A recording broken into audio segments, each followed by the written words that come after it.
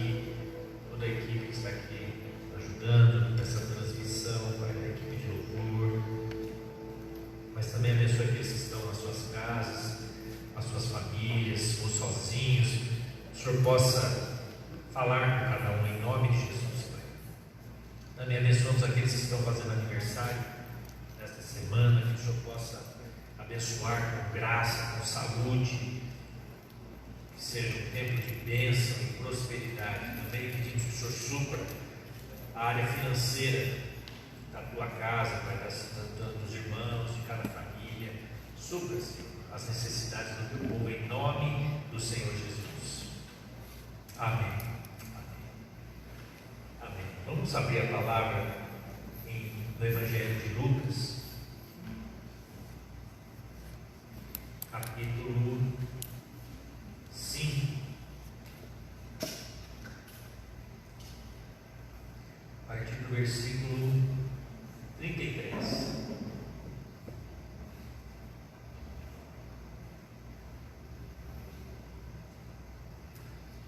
E eles lhe disseram: os discípulos de João jejuam e oram frequentemente, bem como os discípulos dos fariseus, mas os teus vivem comendo e bebendo. Jesus respondeu: podem vocês fazer os convidados do noivo jejuar enquanto o noivo está com eles?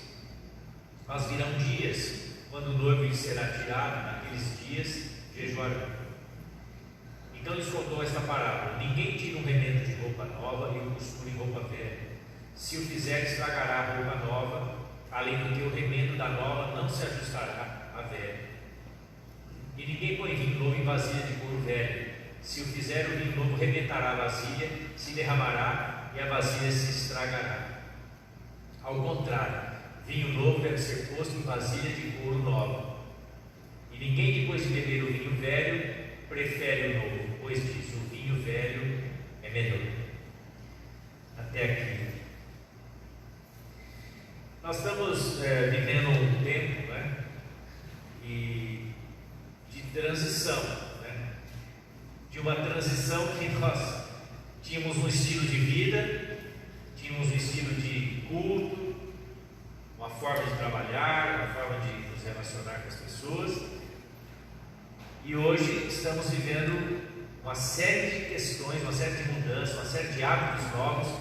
Nós estamos tendo que ajustar e começar a praticar, e nós não sabemos exatamente aonde isso vai dar, Nós sabíamos o que tínhamos, mas não sabemos o que teremos daqui para frente.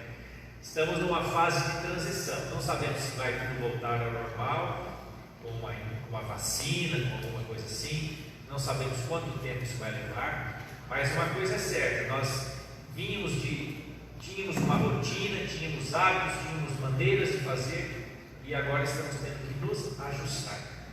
Agora, o ser humano não gosta de mudanças. Nós não gostamos de transições, de mudanças, de mexidas, ninguém gosta que mexa no seu queijo, Nós gostamos que as coisas normalmente permaneçam como estão, se elas estão indo bem, Eu sempre costumo dizer, é fácil você perceber como as pessoas criam hábitos e rotinas rapidamente. Ela vem um dia no culto, ela olha todas as cadeiras, como elas estão dispostas, e ela escolhe um lugar para ficar. Normalmente os que chegam mais novos ficam mais perto da porta, porque a hora que acaba o culto eles saem rapidinho. Se eles não gostarem, pode sair até no meio, é mais fácil de sair. Na segunda semana você vai ver que eles vão procurar sentar no mesmo lugar ou muito próximo de onde eles sentaram, e assim por diante. Dificilmente você vê alguém que fica experimentando lugares pelo salão, Rapidamente a pessoa se ajusta, ela escolhe o melhor ângulo, a melhor ângulo de visão, a melhor forma de ver e tal, o lugar que ela prefere. Isso faz parte do ser humano buscar hábitos que são confortáveis, maneiras de viver que lhe tragam algum conforto, alguma tranquilidade, comida, As pessoas também têm muita dificuldade em experimentar coisas novas. Você muitas vezes não come alguma coisa e você não vai com a cara no negócio, mas talvez você nunca comeu aquilo, mas eu não gosto disso. Mas talvez você nunca experimentou, mas porque você não tinha o hábito de comer aquilo, você rejeita. E às vezes você está rejeitando algo muito bom, algo muito gostoso, algo que você poderia entrar no seu cardápio tranquilamente, né? Então a gente muitas vezes rejeita, né, o novo, porque tem medo, porque não gosta de mudanças, não quer se ajustar. Mas Deus encontrou uma forma de mexer profundamente com a raça humana e principalmente com a igreja, porque primeiro Deus quer trabalhar na vida da igreja, porque para Deus tudo começa com a igreja é o agente transformador de Deus nessa terra, é através da igreja que Ele realiza o seu propósito, é através da igreja que o seu reino virá, se estabelecerá, não é? É através da igreja, não é algo místico, sobrenatural apenas. Quando a gente fala, venha o teu reino, faça a tua vontade, nós estamos falando para isso acontecer a partir da nossa vida. Senhor, o teu reino venha na minha vida, a tua vontade aconteça na minha vida, que eu seja um portador da tua vontade, que eu seja um porta-voz da tua palavra, que eu seja um porta-voz da tua vida. Isso é reino de Deus, é vir o reino de Deus. O reino de Deus não vem de uma maneira mística, pairando como uma nuvem sobre um lugar. O reino de Deus vem trabalhando e transformando pessoas de carne e osso como você e eu. Então, Deus encontrou uma forma de mexer com a igreja, mexer com hábitos, mexer com costumes, mexer com liturgias, não é? Eu tenho dito que a igreja estava se olhando muito no espelho, olhando muito para si mesma, olhando muito para a sua imagem. E você sabe, né? Ficar admirando a imagem é uma idolatria, né? A gente pensa imagem de escultura. Não, a imagem da própria igreja pode se tornar uma idolatria para a igreja. A igreja ficar se admirando, a igreja ficar se olhando e achando que ela é boa, que ela é bela, que ela é grande, que ela é rica, que ela é forte. E muitas vezes se esquecendo do autor da força, daquele que dá força, daquele que dá virtude, daquele que a faz ser bonito, que é o Senhor Jesus. Então Deus tira o espelho da igreja e faz com que ela necessariamente tenha que olhar para Jesus. Por isso que, de repente, nós paramos de nos reunir. Eu creio que tem a mão de Deus nisso. E não adianta nós nos queixarmos, revoltarmos, não. Nós temos que aprender a beber o cálice que o Senhor nos deu para beber. Por isso que eu fiquei tranquilo. Nós não pressionamos a prefeitura, nada, porque nós sabemos que tudo tem tempo diante de Deus. E na hora de Deus, as coisas vão acontecer como tem que ser. Talvez nunca mais seja como foi antes. Mas Jesus está falando o que aqui?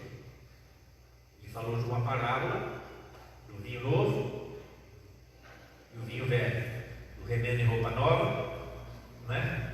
Tirar o remendo de uma roupa nova e colocar numa roupa velha. Isso não dá certo. Ele estava dizendo, os discípulos de João vieram questioná-lo. Por que nós jejuamos, os discípulos dos fariseus jejuam e os teus discípulos não jejuam? Aí Jesus falou, por quê? Enquanto o noivo está com eles, enquanto o esposo está com eles, como é que eles vão jejuar? Eles estão festejando, eles estão felizes, eles estão aprendendo, eles estão alegres. Mas quando o noivo for tirado, aí eles vão jejuar, aí eles vão se quebrantar. Então, na verdade, Jesus estava dizendo que a partir do momento que houvesse uma mudança no estilo de vida dos discípulos, não é? Que o seu líder fosse tirado, eles seriam dispersos, aconteceria uma série de mudanças na maneira deles viverem, que a partir dessa mudança eles então tomariam outras atitudes, passariam a jejuar, passariam a buscar Deus de uma outra maneira, a se quebrantar de uma outra maneira. A partir da mudança, a partir da pressão, a partir de algo novo que acontecesse, eles teriam que tomar atitudes novas. Sabe, irmãos, eu sempre tenho falado que nós estamos passando por um tempo de mudanças. Nós não sabemos o que vai ser exatamente. Sabemos que isso são princípios das dores. Se especula muita coisa, disso ou daquilo. Nós temos que entender o seguinte: estamos em Cristo, nós somos de Cristo. Para nós não importa quem será o anticristo, nada disso, porque nós estamos em Cristo. Nós não temos medo do anticristo. O mundo jaz no espírito anticristão. Você vê hoje, né, você vê o Brasil principalmente extremado, né? As pessoas em extremos opostos e brigando entre si pelas redes sociais, agora nas ruas, né? Isso é muito ruim. Isso tem acontecido no mundo também. Em vários países, em várias nações, há uma crise de liderança, e isso abre espaço para o surgimento de um líder que tente trazer uma solução, entre aspas. A solução de Deus não está em extremos. A solução de Deus está em nós olharmos para o alto. Eu sempre digo que a igreja não é de centro, a igreja não é de direita, a igreja não é de esquerda, a igreja é do alto, a igreja é do céu. Os nossos padrões morais, os nossos padrões éticos são superiores. A nossa justiça tem que ser superior à justiça humana, tem que ser superior às leis humanas. A nossa compaixão tem que ser superior à compaixão humana. O nosso padrão moral, meus irmãos, é muito mais elevado do que o padrão desse mundo. Se o padrão desse mundo diz que roubar é ruim, roubar é errado, para nós não basta não roubar. Nós temos que repartir, generoso, ser abençoador. Se para o mundo falar mentira é errado, para nós não basta não mentir, nós temos que falar sempre a verdade. A nossa justiça vai além, o nosso padrão moral vai além. Jesus falou: se a vossa justiça não exceder a justiça dos escribas e fariseus, ela não serve para nada. E olha que os fariseus tinham a justiça, o padrão da lei. Jesus falou: o padrão de vocês tem que ser melhor, tem que ser maior. Então a igreja não é desse mundo, a igreja não tem que se preocupar com direita, esquerda, centro, nada. A igreja é do céu, ela tem que responder uma voz que vem do céu. Porque Deus tem conceitos na sua palavra que as pessoas hoje rotulariam de esquerda, Deus tem conceitos nas suas palavras que as pessoas hoje rotulariam de direita, e Deus tem conceitos na sua palavra que as pessoas rotulariam de centro. Deus faz condenações severas aos que acumulam riquezas, por exemplo, aos que cobram juros. Ora, os banqueiros estariam todos ralados pela palavra de Deus. Isso é um conceito hoje que se chamaria de esquerda, muito de esquerda. Nem Marx pensaria tanto como Deus. Ora, Deus fica indignado, irado com aqueles que são acumuladores de riqueza e não distribuem, não abençoam. Isso é o conceito da direita? Não, é o conceito da esquerda. Quando Deus fala para acolher o refugiado, acolher o estrangeiro, acolher o órfão, isso é o conceito do quê? Hoje. Veja só, para Deus não tem esquerda e direita, tem justiça. É um conceito hoje chamado de esquerda. Então Deus é comunista?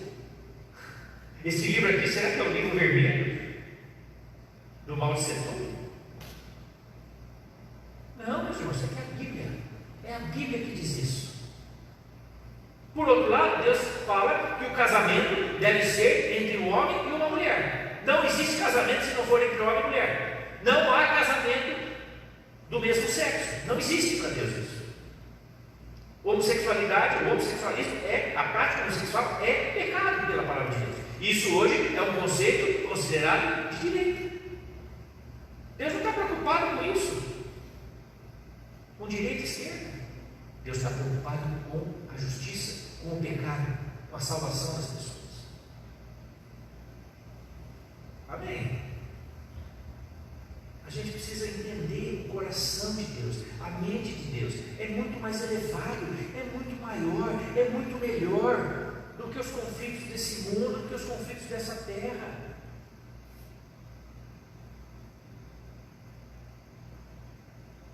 Jesus estava falando com seus discípulos: olha, vai chegar uma hora em que vocês vão precisar mudar.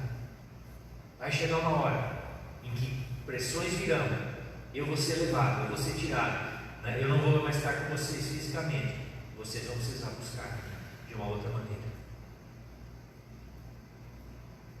Não dá, né? Muitas vezes Deus quer derramar o seu vinho novo, algo novo da parte dele está vindo sobre a terra. E nós não podemos conter esse vinho novo com vasilhas velhas.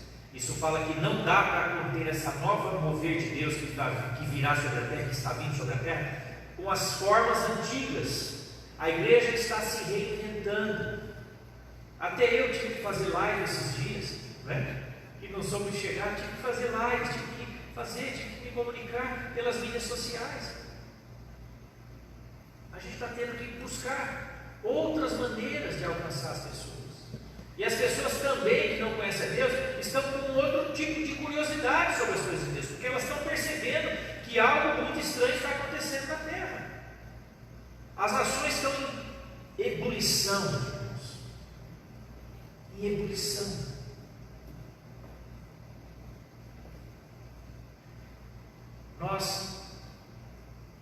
Essa semana tivemos quando eu estive em Belo Horizonte, no final do ano passado, em dezembro, num evento, num encontro, eu conheci um rapaz lá, casualmente, ele sentou do meu lado no evento, oramos, ele trouxe uma palavra profética para a minha vida, para a vida da Nicinha, nunca tínhamos nos visto, um rapaz de uns 30 e poucos anos, e fizemos esse contato, ele anotou no telefone, anotei dele e tal, e aí, depois de um tempo, ele faz parte de um grupo de intercessão, e ele começou a organizar um tempo de jejum e oração pelo país e tal, e eu perguntei para ele do que se tratava, ele começou a mandar para mim as informações, em suma, teve um tempo de 3 dias de jejum e oração pelo Brasil e tal, eu acompanhei de longe, mas ele disse que estava orando e o Espírito Santo falou para ele que eu deveria ser na live que ia ter e tal, que eu deveria ser o representante do Estado de São Paulo. E eu pensei comigo, eu estou aqui no meu canto, né? Tem tanta gente mais conhecida, né, que poderia representar o Estado de São Paulo, mas ele falou que conhece muita gente aqui, mas ele entendeu que eu deveria ser essa pessoa. Então tinha um representante de cada estado do país.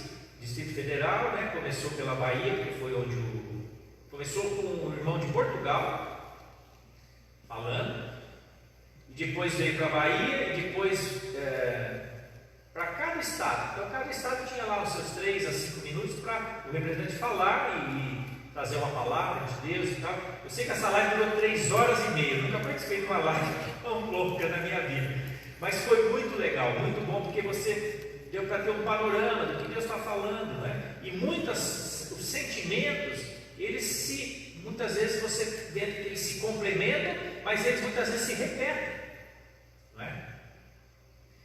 E pessoas de vários grupos, né, de várias tendências, isso foi muito bom também, não tinha uma linha só de teológica, né, mas você via que tinham várias vertentes da igreja ali representadas, então foi um tempo muito precioso. E eu pude sentir isso, né, muitos falando isso, que Deus está fazendo a igreja dar um restart, né, um reset, né, resetando tudo e começando novamente, recomeçando, fazendo de diferente, fazendo de novo, né? Pensando de novo. Alguns falaram isso, muitos falaram sobre também de esperança, né? Entendemos que Deus, ao mesmo tempo que Ele traz essa pressão sobre a igreja, Ele também traz livramento, Ele traz esperança, e haverá uma colheita, e haverá suprimento, né? O Brasil tem recebido muitas palavras de que seria um celeiro de missionários, de pessoas que seriam enviadas, né? E a gente tem que confiar que nada vai manchar a reputação que o brasileiro tem, né? Porque hoje, infelizmente, nós estamos sendo um país que as pessoas têm tido preocupação em nos receber por causa do índice de contaminação que está aqui, né? Nós temos sido um dos países, infelizmente, um recorde negativo, mas em número de casos. E isso é ruim para o país, né? E dificulta a nossa entrada em outros países. Mas nós temos que crer que Deus vai reverter essa situação, de alguma maneira. E também a questão financeira. Hoje, o Brasil produz alimentos para alimentar praticamente 25% da população mundial. Sozinho. O Brasil alimenta mais de 1,5 milhão de pessoas. Só que nós exportamos para a China, né, para alimentar os chineses, e alimentar a nossa população, exportamos para outros países. Então, um país como o nosso, que ainda utiliza cerca de 30% das terras que são possíveis serem cultivadas, nós utilizamos 30%. Isso sem derrubar árvore, não estou falando de floresta, estou falando de lugares que poderiam ser cultivados e não são. Nós utilizamos 30% e alimentamos 1,5 bilhão de pessoas, mais ou menos. Nós temos cerca de 8 bilhões no planeta, e se você fizer a conta, vai dar uns 20%, né? Aqui que eu falei, 25% mais ou menos, um quarto da população. É muita gente. Então, isso é uma bênção de Deus. Certa vez eu vi um pregador falando uma coisa nova também que eu nunca tinha ouvido, que Deus preservou as Américas, fez com que ela fosse descoberta mais tarde, justamente para esse tempo, para que houvesse vegetação suficiente para manter o planeta saudável, para que houvesse terra suficiente para plantar, para alimentar a população. Vocês percebam que, se contar Estados Unidos, Brasil, Argentina, né, a produção de trigo, soja, milho, mais da metade do planeta são alimentados por essas, a América do Sul e a América do Norte. Então, realmente Deus sabe o que faz. Permitiu que esses continentes fossem descobertos há 500 anos mais ou menos, para que não desse tempo de se degradar, né? Então, a sabedoria de Deus, isso.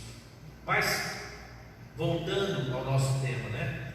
Então, foi muito legal ver o que Deus está falando, né? Pelo país, né? E ver que há um sentimento muito parecido, de que a igreja vai ter que se renovar, vai ter que se reinventar, vai ter que pensar fora da caixa, vai ter que entender que a vida dela não é apenas dentro das quatro paredes, de verdade. A gente fala isso muito, mas pratica pouco, né? A gente ministra muito sobre isso, mas as pessoas têm dificuldade de praticar o evangelho fora da igreja. É muito fácil a gente ser cristão durante o culto, mas eu sempre disse isso: o verdadeiro culto é quando você sai daqui e quando você volta no domingo seguinte. Esse é o culto que importa para Deus. As 2 horas que você passa aqui no salão representam muito pouco, porque nessas 2 horas é fácil ser cristão.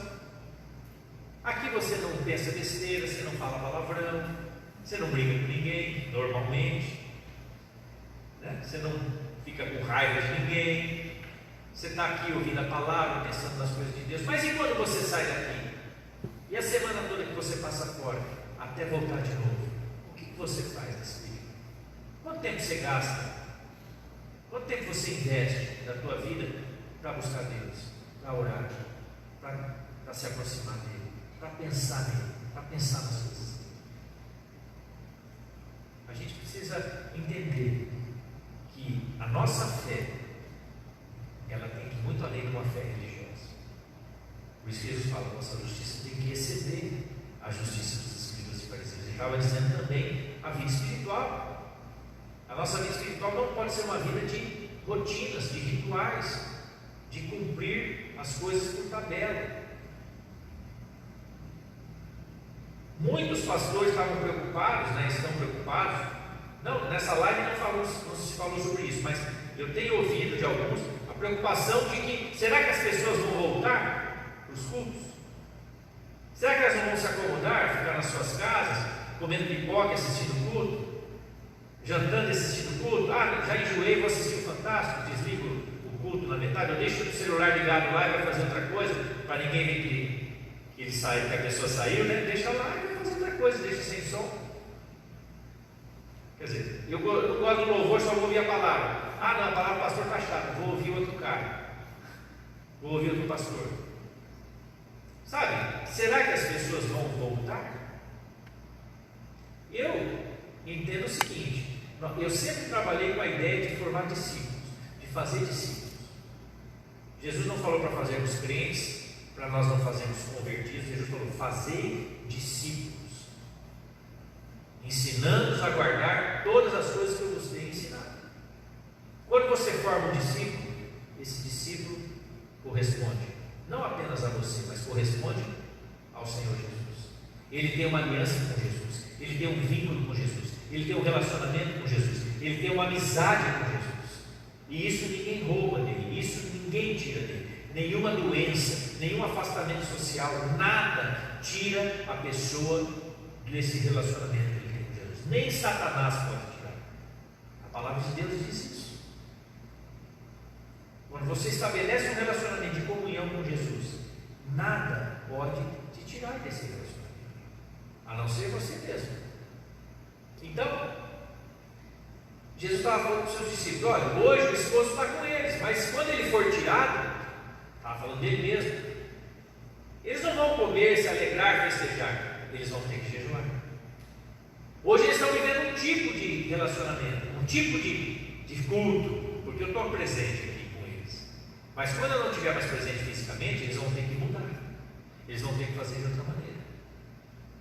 Então a igreja, para receber o novo de Deus, o vinho novo de Deus, para receber o remendo novo de Deus, né, ela precisa mudar.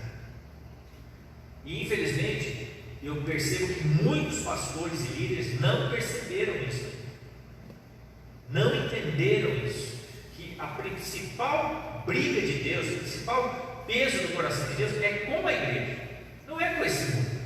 Meu irmão, esse mundo já é inimigo de Deus, tem inimizade com Deus, mas mesmo assim Deus ama esse mundo. Ele falou que amou o mundo de tal maneira que deu seu Filho unigênito, para que todo aquele que nele crê não morra, mas tenha vida eterna.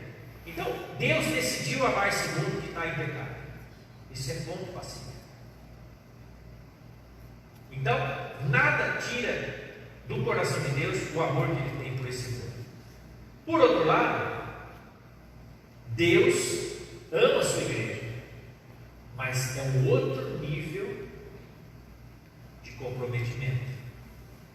Com a igreja, Deus também ama e ama um amor que não apenas é de longe, mas é um amor que implica em comprometimento, em aliança.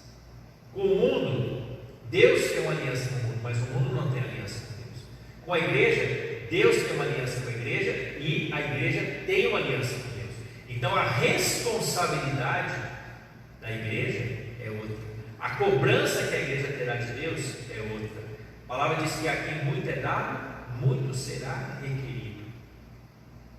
É proporcional. É proporcional. O nível de revelação que nós temos hoje da palavra de Deus, o momento que nós estamos vivendo hoje na presença de Deus, é totalmente diferente, por exemplo, do momento que Pedro Álvares Cabral descobriu o Brasil, por exemplo. E os jesuítas vieram para evangelizar. O entendimento que os jesuítas tinham antes da reforma, ou no período que estava acontecendo a reforma, mais ou menos com o descobrimento, né, era um outro tipo de entendimento. Então, a maneira que Deus vai, de revelação, Deus vai julgar aquelas pessoas de acordo com a revelação e o nível de entendimento que eles tinham naquele momento, totalmente diferente do nosso momento. O acesso que nós temos às coisas de Deus, à palavra de Deus, às pessoas que ministram, quantas pessoas diferentes você pode ter acesso hoje através da internet que ministram a palavra de Deus, quantas versões da Bíblia, quantas traduções da Bíblia, quantos e quantos livros escritos sobre as coisas de Deus nós temos acesso hoje, meus irmãos. E chegar diante de Deus e alegar algum tipo de ignorância, de inconsistência, dizer que não teve acesso, não tem desculpa para nós, para a nossa sociedade. Agora, cada um vai ser avaliado de acordo com o acesso que teve às coisas de Deus, as condições que viveu. Porque às vezes a gente se pergunta, por que tal pessoa sofre tanto durante tanto tempo e a outra vive uma vida aparentemente regalada e tranquila? Ora, Deus vai julgar também o sofrimento que um teve e o não sofrimento que o outro teve. O que aquele fez com a sua vida regalada e tranquila e saudável? Como ele usou isso? Como ele usou o seu corpo saudável? Como ele usou a sua fartura de bens? Como ele usou tudo isso? Você acha que Deus vai agir exatamente igual com alguém que lhe deu tanta abundância e com alguém que lhe deu tanto sofrimento? Claro que não. Se nós que somos injustos percebemos que há uma coisa diferente aí, você acha que na eternidade Deus não vai julgar com justiça? Foi assim com Rico e Lázaro. Lázaro era um mendigo, na parábola, que vivia com chagas no seu corpo e os cães lambiam suas feridas, e ele ficava à porta do rico, esperando que algumas sobras de comida lhe fossem dadas para ele se alimentar. E ele morreu e os anjos vieram buscá-lo. E aí diz que o rico morreu e foi para o lugar de tormentos. Não fala quem veio buscar, eu tenho ideia de quem veio buscar. E é curioso, por que Jesus usa a figura de um rico e de um mendigo? Você acha que isso é um pensamento de esquerda ou de direita? Isso é um pensamento de justiça. Deus estava falando: olha, esse cara recebeu abundância e viveu mal, usou mal, foi egoísta, foi avarento. E o outro, não estou dizendo que alguém, só por ser miserável ou só por está automaticamente salvo, não é isso que eu estou dizendo. Mas eu estou dizendo que o sofrimento purifica as pessoas. Pode escrever isso aí. O sofrimento purifica as pessoas. Se ela conhece a Deus, é melhor, porque aí o sofrimento tem mais sentido. Se ela não conhece a Deus, ela sofre e isso está purificando ela, mesmo ela saber. Porque isso purifica também. Por que você acha que as pessoas ficam anos em coma? Deus está purificando aquele camarada, de alguma maneira. Então nós não podemos nunca questionar: por que Deus fez isso com esse? Por que deixou aquele acontecer isso? Deus é soberano e Ele trabalha cada um conforme é necessário. Nós temos que aprender a confiar na soberania de Deus. Quando a gente confia na soberania de Deus, a gente para de questionar as coisas. Por que aconteceu isso com esse? Por que aconteceu isso com aquele? Nós descansamos em Deus. Aprendemos a confiar em descanso para a nossa alma. Então aprender a descansar. A gente para de questionar. Não é? Não sei se foi semana passada ou na retrasada, quando Jesus está ali, o Pedro tira a espada, corta a orelha do soldado que veio prendê-lo, do Malco, né, que era lá dos sacerdotes, né, do templo, os sumos sacerdotes, os soldados dele. Jesus fala para Pedro: Pedro, guarda uma espada. Aquele que luta com essas armas vai ser morto por elas. Aí Jesus fala, né? Se eu pedisse ao meu pai, ele mandaria 12 legiões de anjos, né? Aí o Donizete pesquisou, cada legião são quantos? 6.000, né? 6.000 soldados uma legião romana tinha. Então você faz as contas: 12 vezes 6.000. Quantos mil anjos não viriam para socorrer Jesus se ele tivesse pedido? Um anjo bastaria, né? Um anjo destruiu mais de 300.000 soldados da Assíria. Então, mas Jesus falou: se eu chamasse, viriam milhões, milhares de anjos. Mas Jesus falou assim: por acaso eu não vou beber do cálice que o meu pai me deu para beber?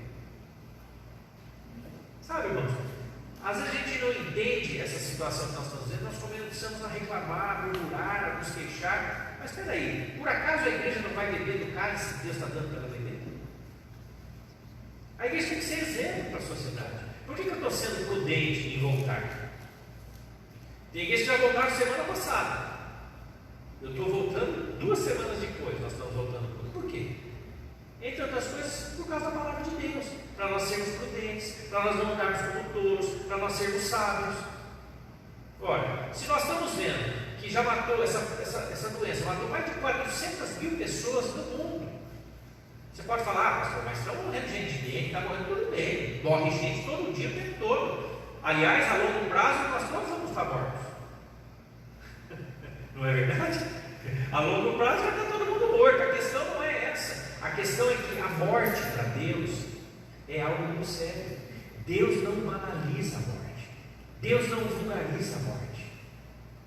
Para Deus, a morte dos seus santos é preciosa. E a morte daquele que não conhece a Ele é triste, porque talvez não vá ter com Ele, não vá ter contato com Ele por eternidade. Então Deus nunca se alegra na morte do ímpio. Deus não se alegra na morte do ímpio. Mas a morte do santo é preciosa para Ele, porque vai estar com Jesus. Mas Ele não se alegra na morte do ímpio. Então nós temos que ter o cristianismo. Se tem uma coisa que o cristianismo fez, por Por isso que eu falo que as pessoas têm que ter muito cuidado para dizer que são cristãs. Elas têm que entender o que significa isso. Tem pessoas que não entendem o que estão falando e usam a palavra cristã, usam os símbolos da nossa fé, usam a palavra de Deus distorcida.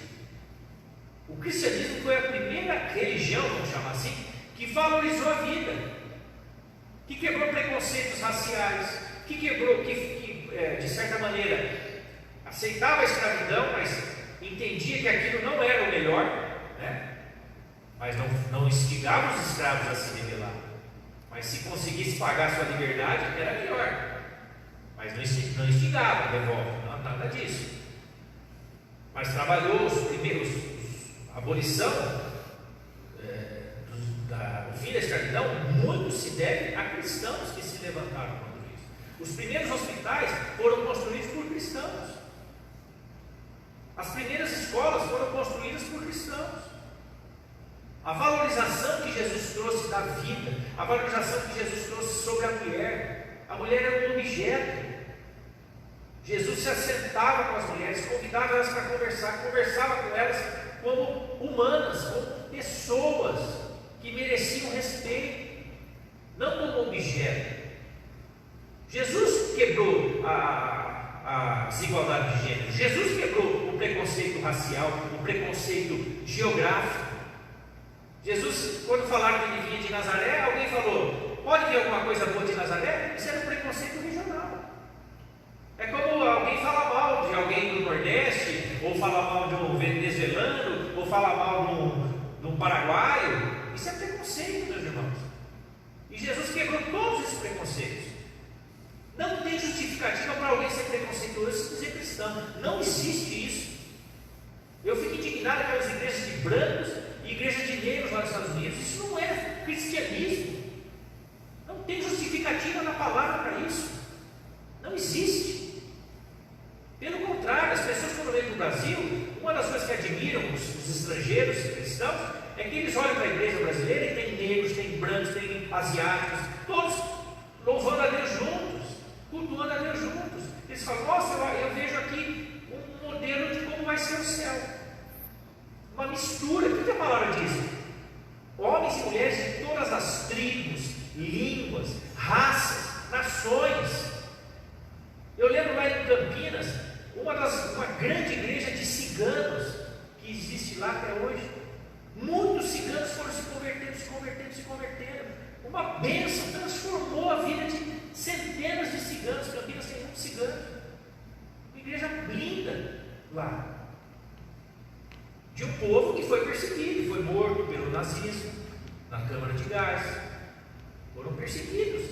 Meu irmão, não tem justificativa para um perseguir o outro, para um humano tirar a vida de outro humano. Só Deus pode fazer isso. Então a gente tem que entender que a nossa fé, ela valoriza a vida. Valoriza a vida. Por isso, cada um que morre, seja pela Covid, seja por dengue, seja por vítima de violência, ou qualquer doença normal aí, né? Que essa vida tem valor para Deus. Cada vida importa para Deus. Cada vida importa para Deus. Por isso nós temos que entender isso. Alguém que exerce autoridade no nosso país deveria sempre se importar com as pessoas, em primeiro lugar. Isso para mim é prova de que alguém é cristão ou não. Alguém que se diz cristão, mas não valoriza a vida, não nasceu de novo da água do Espírito. Não é o Espírito de Cristo que ele tem. Pode ter certeza. Então nós temos que entender. Eu estou falando isso, sabe? Porque parece que assim, há muitos cristãos que parece que perderam a noção dos parâmetros da palavra. Perderam a noção dos princípios. Nós, como cristãos, precisamos ensinar outros, valorizar a vida, valorizar. Nós precisamos também entender que, de alguma maneira, a igreja vai ter que se ajustar, né? Isso foi muito importante. Eu pude trazer uma palavra nessa live que fiz. Eu falei: olha, Nós temos como igreja, já tenho falado isso algumas vezes, duas funções básicas. Primeiro é orar pela nação, orar pelos governantes, gostemos deles ou não, a palavra nos manda orar. Então devemos orar em todas as esferas de governo nível federal, nível estadual, nível municipal, poder legislativo, poder executivo, poder judiciário, que são os três poderes que nós temos na nossa república. Então devemos orar em nível municipal, estadual e federal. Isso é uma função da igreja, abençoar as autoridades e abençoar a nação, não é? Independente de quem esteja governando, em qualquer nível de governo, para que essa pessoa vá bem, para que ela tenha sabedoria, para que ela faça um bom governo, para que ela abençoe o povo. A palavra de Deus fala isso. E a outra função é a função profética. Então, de uma maneira, a igreja agir como cobertura espiritual sobre a nação. E a outra é a igreja ter uma visão profética para a nação. O que é ser profético? Primeiro, é trazer uma visão de Deus, apontar a direção. E segundo, trazer uma palavra de correção quando necessário. Tudo que nós não precisamos é de uma igreja que bajule o poder, uma igreja que bajule as autoridades, uma igreja que entre no palácio e se deslumbre com os manjares do rei, que se deslumbre com as cortinas do palácio, se deslumbre com os objetos do palácio. Daniel, quando ofereceram a comida do rei para ele, o que ele falou? Eu passo, eu agradeço, mas vou comer legume, vou comer verdura. Ele não se contaminou com os manjares da corte, com os manjares do rei. Isso diz respeito a você ter uma vida íntegra, uma igreja que seja íntegra. Se ela agir assim, ela vai ser boa conselheira. Não sei se a autoridade vai ter ouvidos para ouvir, mas aí já não é mais problema da igreja, aí é problema da autoridade. Eu lembro quando o Sarney, em 87, nós estávamos num encontro em Brasília, e eu lembro que tinha muitos pastores ali que andavam juntos, pastor Boni, pastor Miguel, pastor Tomás, pastor Carlos Alberto Bezerra da Comunidade da Graça, o família Walker toda, o Robson Rodovalho, todos esses pastores caminhavam junto, o pastor Jamil de Jundiaí, tinha um grupo muito grande de pastores, e o Sarney recebeu um grupo de pastores para orar com ele no Palácio do Planalto.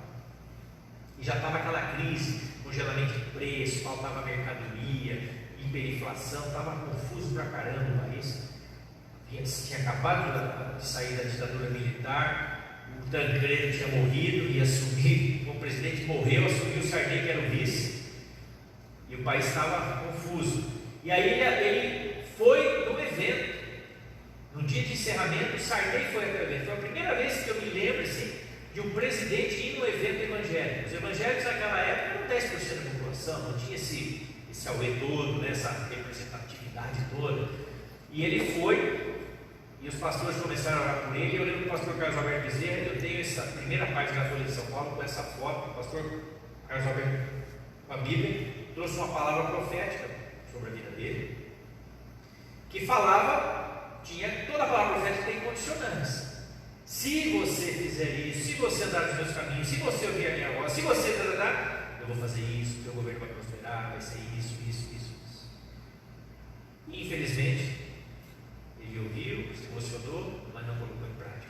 A única coisa que ele fez foi colocar no dinheiro: Deus seja louvado. Você pode olhar na tua cédula, que até hoje está essa frase. Tentaram tirar, mas não conseguiram. Está lá: Deus seja louvado. Graças a Deus, realmente o real foi uma moeda boa, que vingou, né? Porque a moeda que o Sarney tinha implantado deu por água abaixo, né? Não virou nada. Ele não teve ouvidos para ouvir. Ele não deu ouvidos. Então, a palavra profética, por si só, não se cumpre se a pessoa não der ouvidos para o Senhor. Ele teve a oportunidade, ele podia ter escolhido a bênção ou a maldição. Ele escolheu a maldição. E nós sabemos como é que o governo dele acabou, melancolicamente. Inflação galopante, a inflação chegou a 80% ao mês. Vocês nem fazem, ninguém aqui acho que lembra disso, só o Donizete, né? Não sei se você lembra. 80% ao mês, sabe o que significa isso? Você tinha 100, se você tinha 10 reais, né? No fim do mês estava valendo 2, mais ou menos isso. Você tinha R$100, no fim do mês estava valendo 20. Você tinha R$1.000, no fim do mês estava valendo 200. As pessoas pegavam o salário, saíam do supermercado, compravam compras enormes para passar o mês. Quanto mais cedo você comprava, menos você pagava. Os salários eram reajustados automaticamente com 80%. Nossa, é de 80%. Mas virava pó no fim do mês. Ele não se posicionou. Ele não deu ouvidos. Sabe, então, hoje, nós estamos vivendo algo parecido, só que a igreja hoje, ela tem mais influência, ela tem mais peso na sociedade. Resta saber se as autoridades que nos governam, em todos os níveis, vão ouvir o que a igreja tem para dizer. E quem vai representar a igreja? Se os verdadeiros profetas ou os falsos profetas vão se infiltrar? Porque tem muito falso profeta se infiltrando também. Muita gente que se diz cristã, mas não é. Então, eu trouxe uma palavra de advertência. Eu tenho uma palavra, mas uma palavra também de advertência para a igreja. Que a igreja seja uma igreja que escute de Deus e fale a verdade em amor. Não estou dizendo desrespeitar o presidente, desrespeitar o governador, desrespeitar, não é isso. Quando eu falo de confrontar no erro, é trazer a pessoa para perto e falar. Olha, isso é pecado, isso é errado, isso está errado. Agora, se vão ouvir, nós não sabemos. Então, nós precisamos orar. Nós precisamos orar. Eu disse certa vez, né? Às vezes as pessoas se escandalizam com certas coisas que eu falo, mas eu prefiro um ateu que seja justo do que alguém que se diz cristão e faça um monte de coisa errada e use a palavra de Deus e o nome de Deus em vão. Eu já dizia isso desde o Fernando Henrique. O Fernando Henrique se dizia ateu, né? Às vezes é melhor, porque pelo menos nós não somos enganados. Eu lembro quando o Fernando Henrique falou que ele não acreditava em Deus. Eu prefiro alguém assim, que seja autêntico, seja verdadeiro, que não vai se impressionar só porque a igreja é grande. Eu preciso falar que eu sou cristão, senão eu preciso ter o voto da igreja. Eu não quero alguém assim.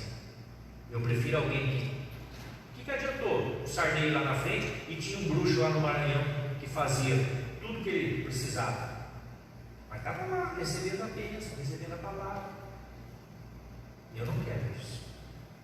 Eu prefiro alguém que seja verdadeiro, que seja autêntico, alguém que a gente saiba o que pensa, que não apenas escute, mas respeite a igreja de verdade. Eu não estou me referindo a A, B ou C, tá, gente? Não estou me referindo ao atual governo, estou falando desde lá atrás, né? Nós vimos tantas coisas ruins sendo feitas, tanta coisa. Nosso país tem sido maltratado, e a igreja, ela vai chegar uma hora em que ela vai ter que ter uma posição. Eu gostei muito dessa live, porque de certa maneira eu vi uma unidade, né? Uma unidade, mesmo em tanta diversidade. Tinha apóstolo, tinha bispo, tinha apostila, tinha de tudo, né? Eu falei, Deus, o que eu estou fazendo aqui nessa live, né? Quem sou eu para representar o estado de São Paulo, né? Mas Deus sabe. Eu sempre falo isso, a gente não precisa ser conhecido nessa terra, a gente tem que ser conhecido no céu e ser conhecido no inferno. O céu e o inferno precisam saber quem nós somos. Esse mundo, se souber, se não souber, se nós nos tornarmos conhecidos ou não, isso importa muito pouco. Mas a gente tem que ser conhecido no céu, diante de Deus, e temos que ser conhecido pelas forças das trevas. Amém, irmãos?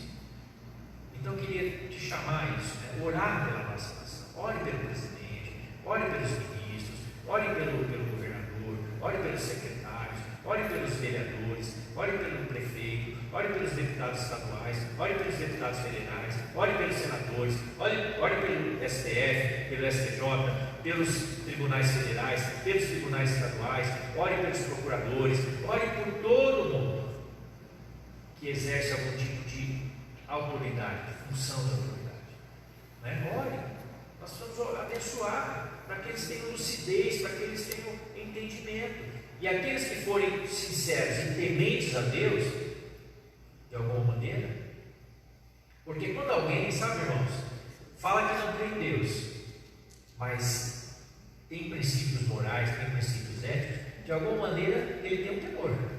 Ele pode não crer em Deus como nós gostaríamos que a pessoa cresça.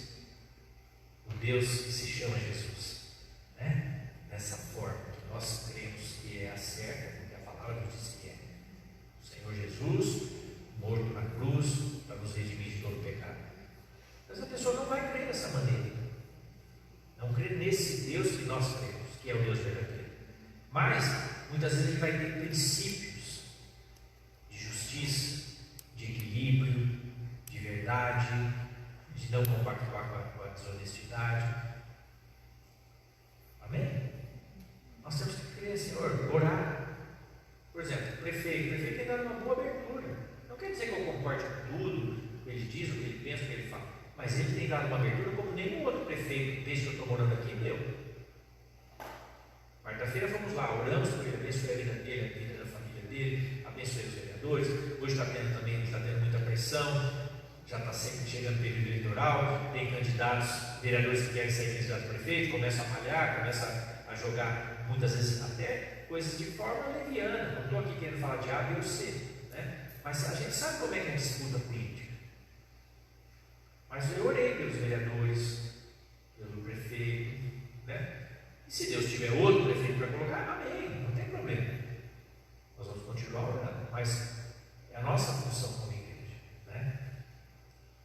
E ele tem ouvido, né? Muitas vezes a gente vai lá, fala alguma coisa, né? Escuta, falamos alguma coisa, alguma palavra de Deus que Deus nos dá, outros pastores têm ido também, e isso tem feito diferença, isso tem abençoado a cidade. Amém? Eu convido você na sua casa, espero que seja o último culto que a gente faça virtual, né? Eu convido você agora a orar. Amém? Senhor, nós pedimos que o Teu Espírito Santo dê sabedoria para nós, Pai, como igreja. Dê sabedoria para a Tua igreja no Brasil. Senhor, que a Tua igreja não seja cooptada, não seja manipulada, não seja uma bajulatura, não seja apenas uma igreja que diga aquilo que as pessoas querem ouvir, que diga aquilo que os governantes querem ouvir, mas seja uma igreja que se posicione, uma igreja que diga a verdade, uma igreja que fale o que é justo e o que é injusto, o que é verdade e o que é mentira. Senhor, nós também não queremos que usurpem a Tua palavra e os símbolos do cristianismo em vão. Senhor, nós queremos pessoas que vivam aquilo que falam, vivam a palavra de Deus. Senhor, ajuda-nos, Pai, ajuda-nos, Jesus. Senhor, nesses tempos tão difíceis, a Tua igreja precisa ser luz, como nunca, Pai. A Tua igreja precisa ser referência. Dá sabedoria aos pastores, aos líderes da Tua igreja, nessa nação. Senhor, por favor, que eles deixem a vaidade de lado, deixem o orgulho de lado, Senhor. Parem de edificar os seus próprios reinos e edifiquem o Teu reino, Senhor. O Teu reino, busquem a Tua justiça, Senhor. Oh Deus, eu não sei o que mais o Senhor precisa fazer para chamar a atenção da Tua igreja. Tem misericórdia de nós. Tem misericórdia, Pai. Eu Te agradeço porque o Senhor tem sido tão bom conosco. Abençoa cada um, Pai. Prepara-nos para a volta do domingo que vem. Que a Tua igreja possa se reunir com alegria, os irmãos possam vir em paz, que ninguém tenha medo também de estar juntos. Senhor, nós abençoamos a igreja sua em Adamantina, em Lucélia, em toda essa região, Pai. Em nome do Senhor Jesus, nós oramos. Amém. Amém. Deus abençoe vocês. Boa semana.